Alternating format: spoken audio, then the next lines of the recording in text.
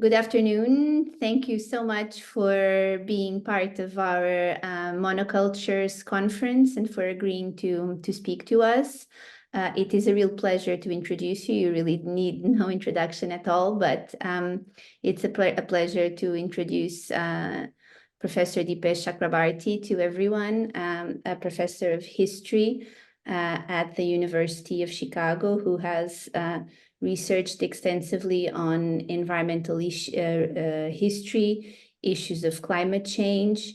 And so it's a real honor to count on Professor Chakrabarty to share some of his thoughts on the issue of monocultures and how they affect current problems of environmental challenges that we all face. And so it's an honor to have him here with us, albeit digitally, and to count on his insights to enrich our conversation on monocultures today. So Professor Chakrabarty, welcome to the conversation and welcome to the conference. Thank you. Thank you, Patricia. I'm very thankful and I feel honored by the invitation to address this conference, but I feel a little diffident because I'm not there in person. I don't really have a sense of the actual discussion that you will have. And I was initially, actually, what attracted me to the conference was the prospect of being around people who work on diversity and monoculture and problem in various aspects of life. And so I was looking forward to learning from them, but I'm traveling in India, so this is kind of, I'm parachuting into the conference. And but I look forward to the Q&A on the actual day when I will zoom in from Delhi. I'm presently in Calcutta, and I'm in India to on my own research and some university business. So what I thought I'd share, and please feel free to stop me and ask questions. What I thought I'd share is how the question of the mono and the many, so one and the many, or mono and plurality, how that question comes up for me in the work I do on climate change, planetarity, distinguishing between the global and the planet, and really it comes up very powerfully in one branch of science that I engage with a little bit, Earth system science. And the interesting thing about Earth system science is that they've never called it Earth systems science. So they've never pluralized the word system.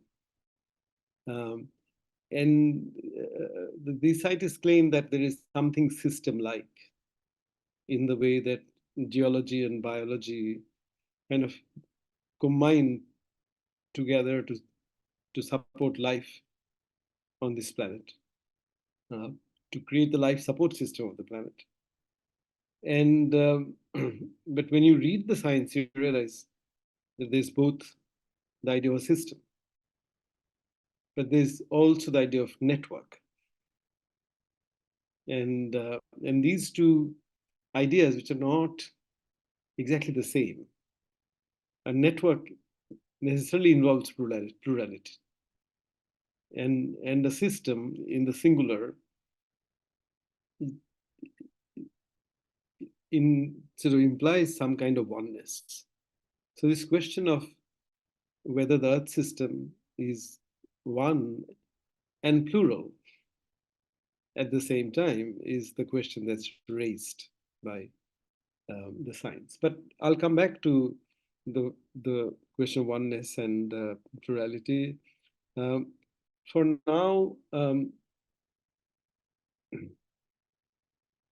I'll stay with oneness. And you know, the oneness of the climate, of the Earth system, for short, I'll call it planet. I'll explain why I call it. I call it the planet in my work. But the oneness becomes political in many ways. one of the ways in which it's become political recently is in scientists' computation of the climate costs of the war in Gaza. Just a few days ago, 4 England-based scientists tried to come up with a number for the emissions that the war in Gaza causes. And that argument only makes sense if you think of um, climate not as something just specific to Gaza, but if you think of the climate of Gaza being connected to the climate of the planet, right? So sometimes they talk about climate itself as a system, the climate system of the planet. And also there's a dimensionality thing. So I'll begin with why the planet has become a matter of concern in many ways. But as when I say it is a matter of concern, I again say a matter of concern. I don't say the planet has become many matters of concerns, but it is a matter of many concerns. So, however, so there's a way of thinking in which the Earth system quickly becomes one. So, just as the move in globalization used to be, you had to think the local as the global, and the globe was one. Similarly, now in discussions of planetarity, you try to combine the local with the planetary by looking for local instances of the planetary. How does the local become part of the planetary? At the same time, the locals are never one. So your idea of the planetary must be able to handle the fact that the locals are many. Um, the weather is different, but the oneness. So if you use the climate cost of a war, whether it's Ukraine war or the war in Gaza, as an argument for peace, then you have to think of the planet and the climate system as one, right? And so, um, so if you think like that,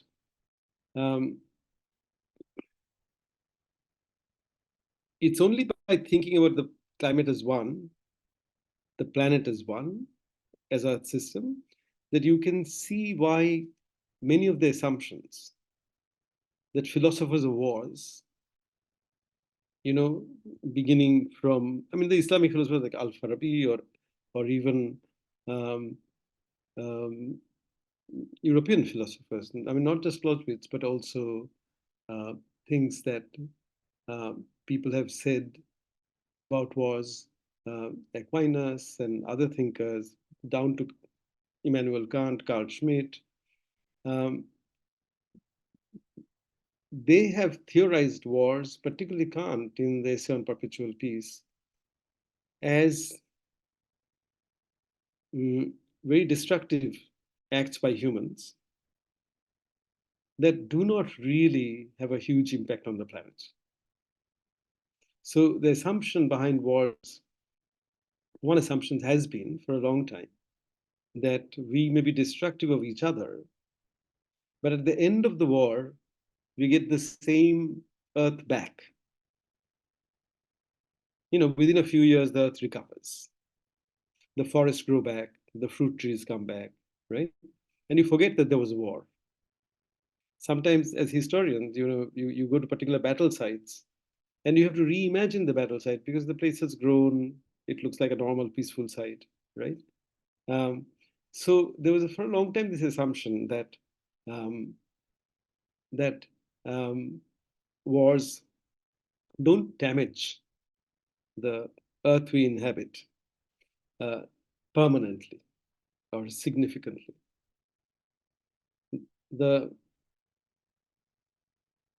But now, if you argue that the planet Earth is on an irreversible course of warming, then military emissions and emissions during wars do contribute to a warming process that is irreversible. And therefore, you cannot get the same Earth back at the end of the war. The end of the war, you have a planet that is more depleted, that is warmer. So you are actually contributing to permanent destruction of the planet, destruction of the habitability of the planet. And people have worked out that most of military emissions actually come not just from fighting, but it comes from being ready to fight. Which most major countries are, the United States being the premier example of that, with bases. So a lot of your military emissions come from moving your armaments around, from the mobility of tanks and planes and all of those things. So in fact, the old President Bush, not the younger, but the father, in his time made the reporting of military emissions as voluntary. So which means most time it's not reported. But there's now, because of this irreversible damage to the planet that we contribute, scholars are increasingly demanding that military emissions be made public. And that's why these scientists have now come up with a paper, which you can easily download, but it was actually reported on extensively in The Guardian. And if you Google for climate costs of the Gaza war, you'll find the paper or its findings. But my point is that one assumption of such a critique of war, that is such an argument for peace, is the oneness of the planet. That's why a war in Ukraine, that's at least the oneness of the climate of the planet, or a war in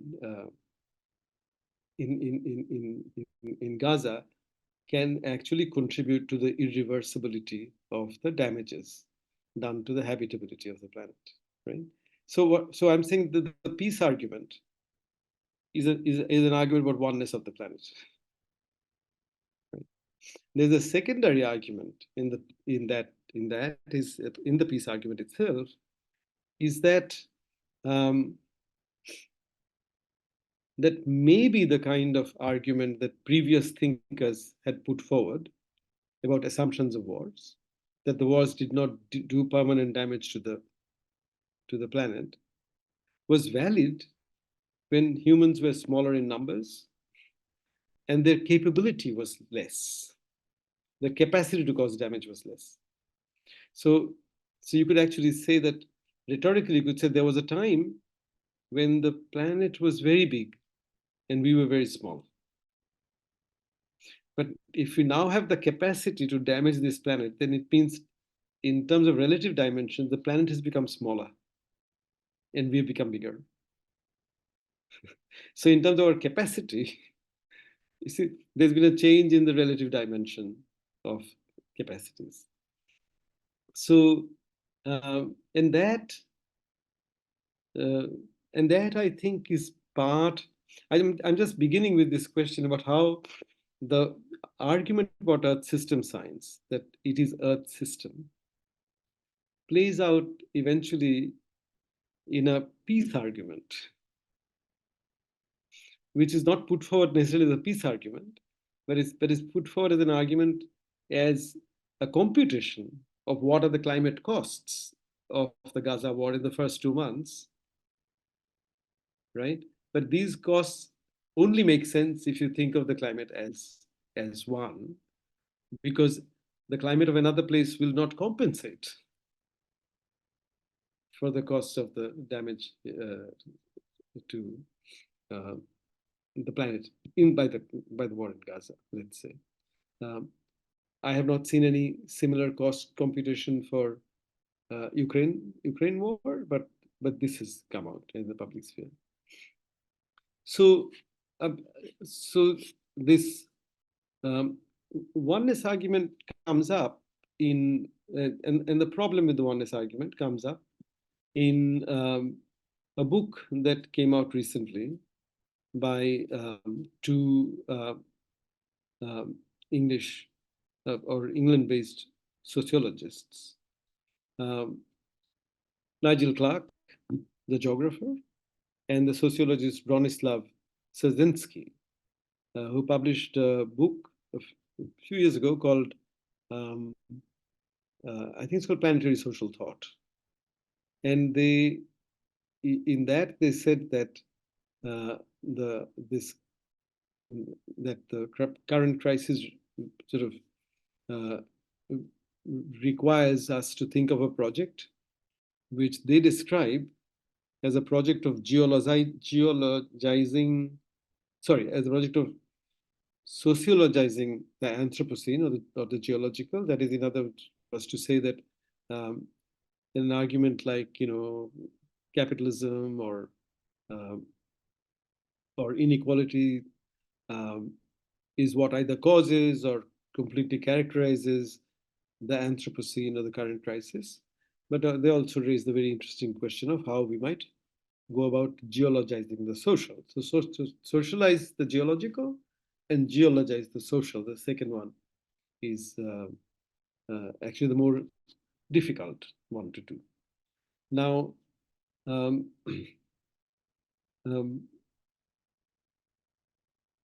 when I came to work on climate change, I actually thought that the argument of oneness has a lot to think about.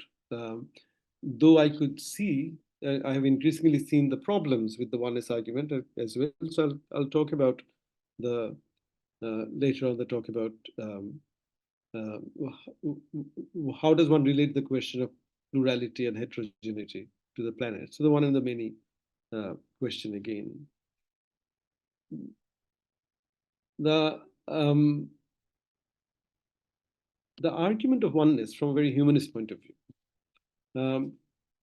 comes up in many ways, one of them being through the question as to whether the current crisis in Hannah Arendtian terms actually designates a shift in the human condition. Right? Again, the human condition includes the plurality of all our conditions. So when Hannah Arendt wrote the book on the human condition in 1958, she was not denying that the Chinese and the Indians or the Portuguese or the Poles and the Slavs live differently in different society. There's no question of denying difference, because remember, her argument was that it is because we are different that there are reasons for novelty. The new can happen. And therefore, her argument about natality, the birth of the new, was completely tied to difference. And if you ask why then, in spite of that, she could call the book The Human Condition, she didn't call it A Human Condition. And you see, the critical thing for us was the Sputnik that the Russians had put up. Now, think about the Sputnik. You could produce a story which would be about the Cold War, the Russian competition with America, and the Sputnik goes up. You could think of it as a completely Soviet story, or a Soviet competition with the US story. What would that have to do with the humans in China or India or Brazil, that you could call it a shift in the human condition? Because the argument was that the Sputnik represented a human capacity for space travel, which allowed then, in theory, for the possibility that the humans could one day leave this planet and settle on another planet. And it didn't matter where you came from. Potentially, we were all partaking of this new condition. And see, if you think of the journey from Sputnik today, then the Chinese have sent people into space. India wants to send people into space. So there's a peculiar way, a particular crisis, a particular development, which come out of the differentiation of humanity, can eventually come to stand for a condition of which even this differentiated humanity partake. So think of the first American astronauts on the moon. And the statement they made was one small step for a man, a gigantic leap for mankind. Now, I was a young man growing up in India then, basically anti American in my outlook. So I kind of thought, what hubris for these Americans to say it's for everybody, mankind. They should just say one big step for somebody from America. Why include me in this, right? But if you think it over time, then India wants to send somebody to the moon. The Chinese want to send someone to the moon. So think of it. So if you just expand it, see it as a strip of a film rather than just a snapshot, then you begin to see that even that moment is open to a historical transformation, whereby everybody comes to participate in that initial moment, but later. So this oneness allows for differentiation without having to lose its oneness.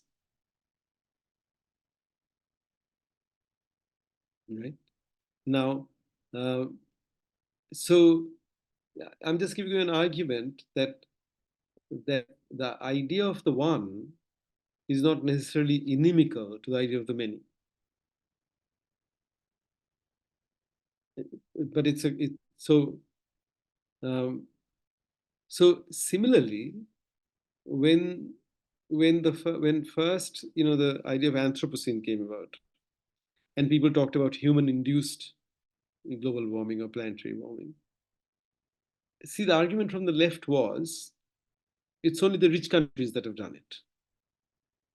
It's only the rich people who've done it. I mean, as a matter of fact, 12 nations, to the bulk of the emitting, and India, China, part of that. Um, a minority human beings do most of the emitting of greenhouse gases. And the whole idea of historical responsibility, who pays for what, the loss and damage fund that the COP negotiations include, comes out of an argument about differentiation. Right? But the very processes that have led to global warming, which is a certain developments in the world of technology. And in technology, I include modern agricultural technology. I include like artificial fertilizers, all of the insecticides, as well as modern medical technology. And mind you, modern medical technology includes the technology for control of temperature. Now, without being able to control temperature, you couldn't have moved the corona vaccine from one part of the world to another part of the world, right? Uh, Refrigerated container ships are very important for moving food around, medicine around. Similarly, many new materials that we use every day, humans would not have been able to produce them if we could not produce and control very high temperature at the same time. So human control of temperature has medical applications, industrial applications, just as refrigeration does with social applications as well as health applications. But you see, so the upshot of all this has been a huge increase in human population and a huge increase in our overall capacity to sustain more humans for longer periods of time. So that even the poor people have longer lifespan. And so you could argue that even though we are differentiated and like there are 3 billion people out of the 8 billion or close to 3.5 who really don't get access to resources. There are 2 billion people or more than 2 billion people without access to fresh water. But even allowing for these differentiations, right?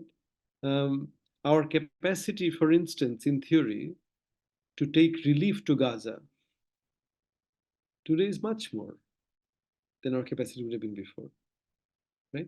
So in a Hannah Arendtian way, one could say that the argument for the Anthropocene is not necessarily an argument that confuses the differentiation in humanity for the minority of people who actually do the emissions, right? So you could say it actually refers to a changed human condition of which we all partake. Many of us, for most of the time, as victims, but also in terms of our access to health amenities and other things. And of course, this condition also means that we also suffer from the stresses and the diseases of this life that the technology supports. And here I particularly go back again, talk about the oneness of the condition is the idea of technosphere that the American geographer Peter Haff put forward, where he was saying that you have to imagine this planet as having a rocky, let's say, surface, the lithosphere, and then the part of the planet that produces life, biosphere, then the atmosphere, then the stratosphere, right? So it just goes up. And he says you have to imagine this planet as now having what he calls the technosphere, which is all the technology that connects us and sustains us. And he argues that if you took the connectivity out today in the world, then by his calculations, the number of humans that the Earth would support on its own would be 11 million. We are 8 billion. So he actually argues that this global technology of health and other kinds is the precondition for our biology. Now, that includes the technology to be able to, excuse me, industrialize animal life. So we need more protein as we become prosperous. So we produce more cows and pigs and lamb. We produce more chicken, so that the most populous bird on the planet is the broiler chicken, right? 21 billion. And the next most populous bird is 1.5 billion. And now we're industrializing the lives of fish. Fish used to be a wild catch a few decades ago. But now there's so much farming of fish. And 90% of farmed fish comes to the world from Asia, the bulk of it from China. So, um, so therefore, one could say that one does not have to deny the argument about historical responsibility, the argument about differentiation between humans. One does not have to deny that in order to argue that the human condition has changed. And I still use the Arendtian expression, the human condition, to underline this is one. Now, the interesting thing about this, that there's another level of oneness of human beings, which is scientific oneness, common biology, and therefore being the same species. But when it comes to human politics, the scientific factor of being one does not give us a ground for being political. So the problem with and that the reason for that is very clear. It's what Hannah Arendt and Aristotle and all of these people point out, that politics is based on differences. So, I mean, I find the Arendtian understanding here as the most capacious, where she actually says that in the human condition, she says that making a distinction between work and action, right? Where she says, work is what you do to sustain yourself, but action, which is political, is always intergenerational. See, however you think of politics, politics is about living a world in which your children can live, right? And the grandchildren can live. But because politics requires ideas of new ideas, fresh ideas, Arendt therefore sees value in difference. Every human being is potentially the carrier of a new idea. So, so she values, excuse me, she values difference both as giving rise to dissent and disagreement, which is the stuff of democracy, and giving rise to novelty in human affairs, which allows us to solve problems, but also allows us to be involved in the world in such a way that that we don't exhaust the world for ourselves. So potentially the idea of sustainability or speaks to this idea because by Arendtian notion, if we had a completely capitalist, consumerist capitalism that says human beings alive should eat so much that there's nothing left in the world, we would refuse to do that ourselves because we would want to keep a world in which our children can live. And that's why she said that the other thing about the political, the human political, is that it's always intergenerational. It's not just about one generation. And so you can see that uh, a completely consumerist capitalism would be anti-political.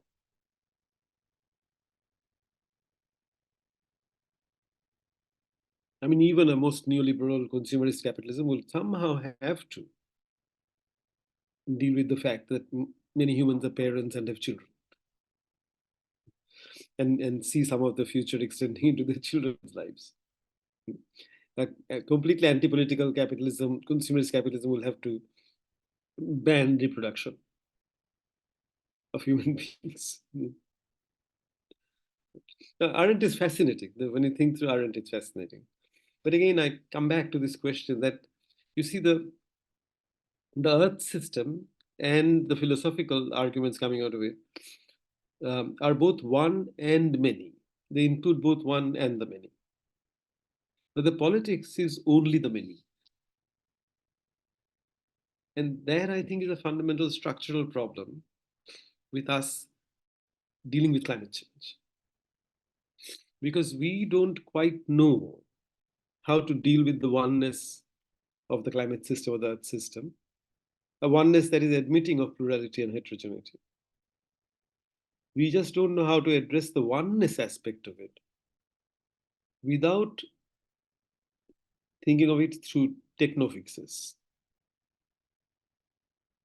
So, and that becomes anti-political because it can't involve human beings. So the most current arguments from the last COP um, discussions, where oil companies began to appear as not the perpetrators but the saviors. At least that was the claim they were making. Um, so these arguments become that okay, the warming is happening so fast, and since we are not able to address it, we should capture the carbon dioxide or other gases we produce in excess and sequester it, put it away in the earth or somewhere. And that's why the oil company is saying, oh, don't blame fossil fuel. It's the carbon dioxide which we can deal with. So you can go on using fossil fuel because the carbon dioxide you can put away. Or, and the other option is that we may need to cool down the planet and therefore we may need to do climate system engineering. And which means using fighter planes to spread aerosol in the stratosphere to reflect sunlight back and cool the planet down. As a byproduct, the sky will be permanently white if you did that. And there might be uneven impacts of these experiments. Who knows what will, I mean, it's very much still on the as in an experimental phase. But if you think of these are technological oneness responding to the planet as one. And that's why by themselves they're anti-political. Because they're bypassing politics. But they're not anti-political in the sense that only a few nations will produce this technology. And any technology that's unequally distributed becomes an instrument of power. So it'll actually contribute to making the unevenness worse, you know, and it might lead to global tensions. It might lead to other kinds of problems. But I'm saying that the the, the big problem with the planet as understood now kind of is that in terms of being political, we don't have a response to its oneness. So that's why when India says, "Oh, you must give us more time to decarbonize because we are underdeveloped," or China says, "Give us 10 more years," India says 20 more years. In effect, we split the planet. We say we don't want to hear about oneness. Oneness should be dealt with by Western countries, and the Western countries want to deal with it technologically. So the oneness becomes a completely depoliticized problem. Claiming a scientific status, claiming a philosophical status, but not being able to claim a political status. And I think that is a fundamental problem. So how do we? So I'll end my talk by discussing this question. What do we do with it? Now, the fact that the planet turns up in very many different ways in different parts of the world, you can show that from local stories. So, because I come from Bengal, one story I can tell you is that there are very poor fishing communities in the Bengal Delta, both in Bangladesh and in West Bengal. And I'm actually speaking from Calcutta, so I'm in that delta. And and they stand waist deep in rivers to catch small fish with baskets. Now the rivers are becoming salty. So maybe the fish they're catching is different. But more importantly, the salt in the water causes fungal and other kind of infections in their uteruses and reproductive organs. And some mischievous doctors moved in and told them, oh, the way to treat this is to do hysterectomy, which makes life very difficult for poor women because once you've had hysterectomy, you can't lift weight. So the feminists in the city I'm sitting in are lobbying the government to regulate hysterectomy. Now, I would have never connected hysterectomy with climate change. That's how personal the planet can be in terms of scale. It can be very regional, the planet. So the Amazon forests affect the climate system, but are divided between 7, 8 countries. The Himalayas have become the most militarized mountain range because of China and India's, mainly, and also Pakistan's war readiness. But and the glaciers suffer when the mountains get militarized. But the Himalayas produce 8 or 9 rivers that service nations from Pakistan to Vietnam. And that's 48% of the global population, almost half the global population, is served by Himalayan rivers. There's no multilateral authority to look after the health of the glaciers. So you see, the planetarity can be addressed at the local personal level, at the international, regional level. So I think, but the problem is that we have not, the problem is that our political institutions are still the institutions we have from the end of the Second World War. And those are institutions which are based on wanting to deal with human differences and wanting to deal with them over an indefinite span of time. So if you, in that global world, with, let's say there's no planetary business, and you didn't want to compute the climate cost of the Gaza war, then your answer to the question as to when Israelis and Palestinians would live in peace would be We don't know, it's an ongoing effort. That is, we have lots of time at our disposal. The climate question, the planet, our understanding of the planet, for the first time has made human future finite. And again, raising this question of oneness. And our political institutions, philosophies are all based to deal with the many. And the idea of infinite time gave you the capacity to accommodate the many. So, okay, there's only one astronaut from one country, but eventually every country will have astronauts going to the moon, right? So the one and the many became a temporal problem. But if time is becoming finite and you're losing it, how do you then respond to the question of one and the many? So I want to end. I don't have a great solution to this problem, but all I'm saying is that the planet is differentiated. The planet turns up differentiated, but it's also one. But the oneness in the humanities, I feel, has a philosophical uptake, like the human condition. It doesn't have a political uptake, but there's a price if it doesn't have a political uptake, is that the place of that political uptake is taken over by technology. And technology is expensive technology, so it ends up serving powerful nations and powerful business corporations. And that's why I think the task really is to think together about how to politicize the oneness aspect of it, when we understand oneness in such a way as to not deny the heterogeneity and the plurality, either of the earth system or of human cultures.